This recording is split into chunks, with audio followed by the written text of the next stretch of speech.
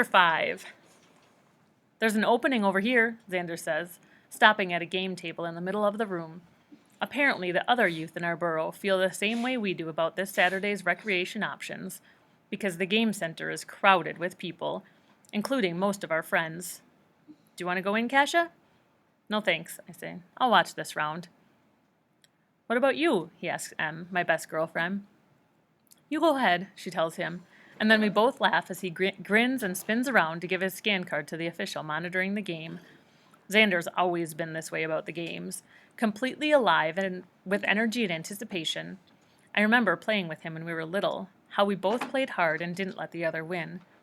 I wonder when I stopped liking games. It's hard to remember. Now Xander settles himself at the table, saying something that makes everyone else laugh. I smile to myself. It really is more fun to watch him play than to play yourself. And this game, check, is one of his favorites. It's a game of skill, the kind he likes best. So, Em says softly, the sounds of laughter and talking covering her words from everyone but me. What is it like, knowing your match? I knew she would ask me this. I know it's what everyone would like to know, and I answer the only way I can. I tell her the truth. It's Xander, I say. It's wonderful. Em nods in understanding. All this time, none of us thought we could ever end up with one another, she says. And then it happens. I know, I say. And Xander, she says, he's the best of all of us. Someone calls her name, and she drifts toward another table. As I watch, Xander picks up the gray pieces and puts them on the gray and black squares of the board. Most of the colors inside the game center are drab. Gray walls, brown plainclothes for the students, dark blue plainclothes for those who have already received their permanent work positions. Any brightness in the room comes from us, from the shades of our hair, from our laughter. When Xander sets down his last piece, he looks across the board at me and says, right in front of opponents, I'm going to win this one for my match. Everyone turns to stare at me, and he grins mischievously. I roll my eyes at him, but I'm still blushing a few moments later when someone taps me on the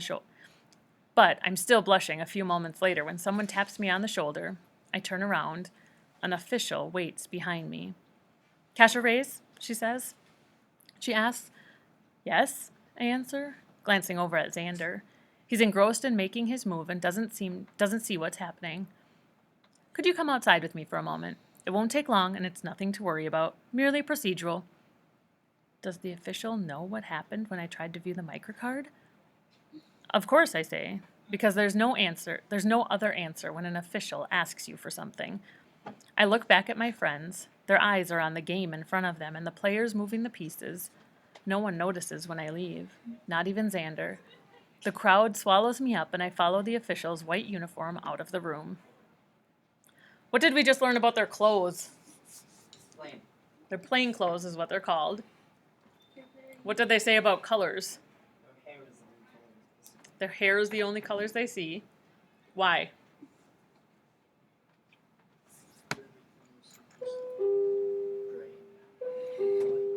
So everything is drab. Very dull. But she says, gray walls, brown plain clothes for the students, dark blue plain clothes for those who have already received their permanent work positions. So if you're a student, your clothes are what color? Brown. If you have a job, your clothes are what color? Blue. So you're issued specific colored clothes.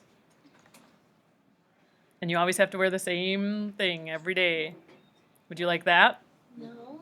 Sounds like a private school. Mm-hmm.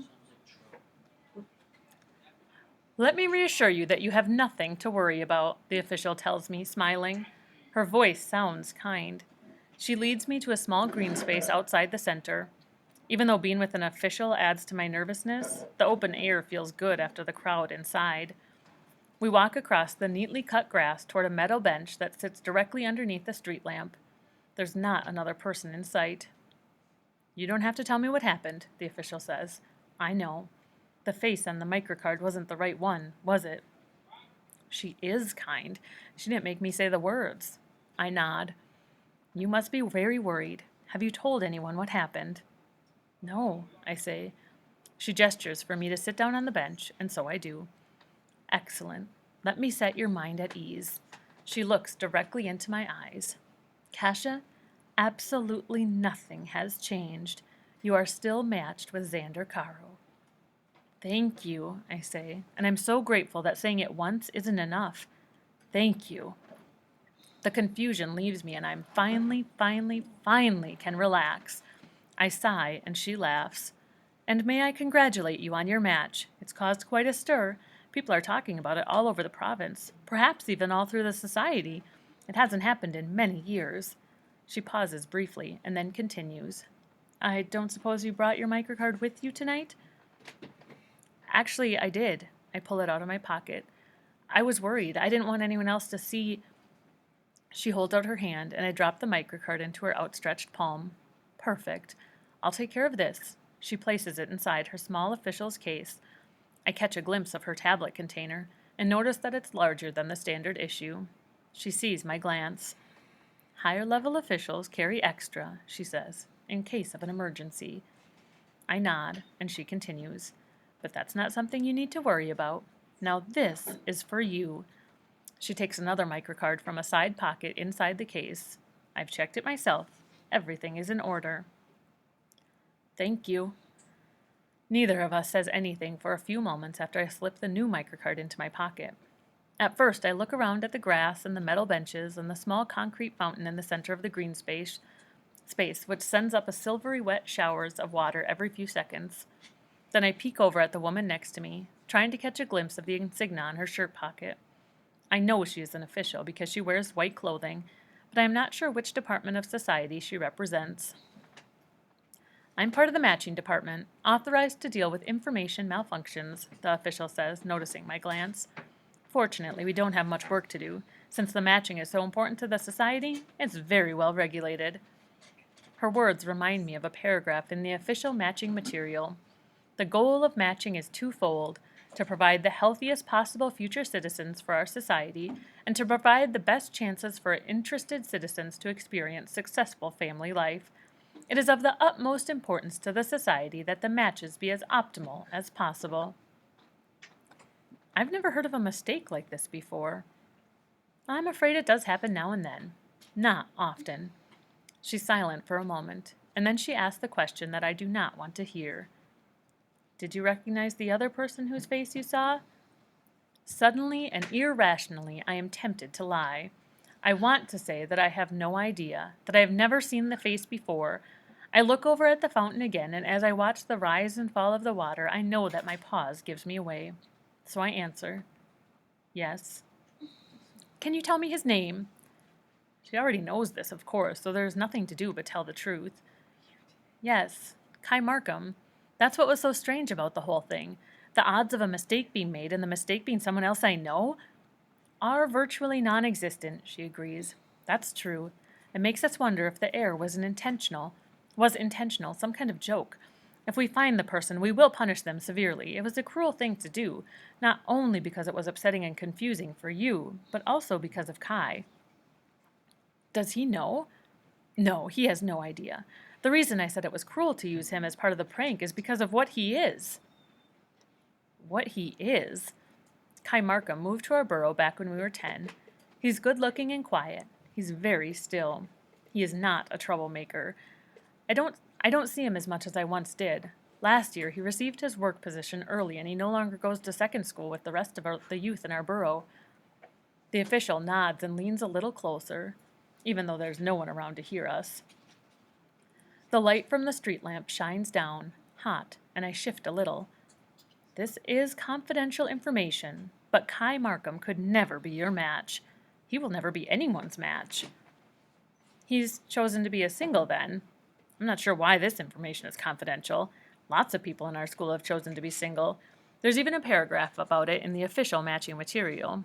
Please consider carefully whether you are a good candidate to be matched. Remember, singles are equally important to the society. As you are aware, the current leader of the society is a single. Both matched and single citizens experience full and satisfying lives. However, children are only allowed to be born to those who choose to be matched. She leans closer to me. No, he's not a single. Kai Markham is an aberration. Kai Markham is an aberration? Aberrations live among us. They're not dangerous like anomalies who have been separated from society, though aberrations usually acquire their status due to an infraction. They are protected. Their identities aren't usually common knowledge. Only the officials in the Societal Classification Department and other related fields have access to such information.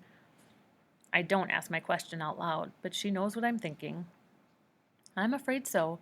It's through no fault of his own, but his father committed an infraction. The society couldn't overlook a factor like that, even when they allowed the Markhams to adopt Kai. He had to retain his classification as an aberration, and as such was ineligible to be entered in the matching pool. She sighs. We don't make microcards until a few hours before the banquet. It's likely the error occurred then. We're already checking to see who had access to your microcard, who could have added Kai's picture before the banquet. I hope you find out who did it, I say. You're right, it is cruel. We'll find out, she says, smiling at me. I can promise you that. Then she looks down, glances at her watch. I have to leave now. I hope that I've been able to eliminate your concern. Yes, thank you. I try to pull my thoughts from the boy who is an aberration. I should be thinking about how wonderful it is that everything is back in order, but instead, I think about Kai, how sorry I feel for him, how I wish I didn't have to know about him, and could have gone on thinking that he had chosen to be a single. I don't need to remind you to keep the information about Kai Markham confidential, do I? She asked mildly, but I hear the iron in her voice. The only reason I shared it with you was so that you could know without a doubt that he was never intended to be your match. Of course. I won't say anything to anyone. Good. It's probably best that you keep this to yourself. Of course, we could call a meeting if you'd like. I could explain to your parents and Xander and his parents what happened. No, I say forcefully. No, I don't want anyone to know except... Except who? I don't answer, and suddenly her hand is on my arm. She does not grip me roughly, but I can tell that she will wait out the answer for her brief question. Who? My grandfather, I admit. He's almost 80. She lets go of my arm. When is his birthday? Tomorrow. She thinks for a moment, then nods. If you feel that you need to talk to someone about what happened, he would be the optimal one. Still, that is the only person? Yes, I say. I don't want anybody else to know. I don't mind grandfather knowing because... I have to leave the sentence unfinished. She knows why. At least one of the reasons why, anyway. I'm glad you feel that way, the official says, nodding. I have to admit that makes things easier for me. Obviously, when you talk to your grandfather, you will tell him he will be cited if he mentions this to anyone else, and that's certainly not something he wants now. He could lose his preservation privileges. I understand. The official smiles, stands up. Is there anything else I can help you with tonight? I'm glad the interview is over. Now that all is right again with my world, I want to take my place back inside that room full of people. It suddenly feels very lonely out here. No, thank you. She gestures at the path leading back to the center. Best wishes to you, Kasia. I'm glad I could help. I thank her one last time and walk away. She stays behind, watching me go. Even though I know it's nonsense, I feel as if she watches me all the way to the door, all the way down the halls and back into the room, and over to the table where Xander still plays the game. He looks up and holds my gaze. He noticed that I was gone. Everything all right? His eyes ask me. I nod. It is now. Everything is back to normal. Better than normal. Now I can again enjoy the fact that I've been matched with Xander. Still, I wish she hadn't told me about Kai. I won't be able to look at him the same way again now that I know too much about him.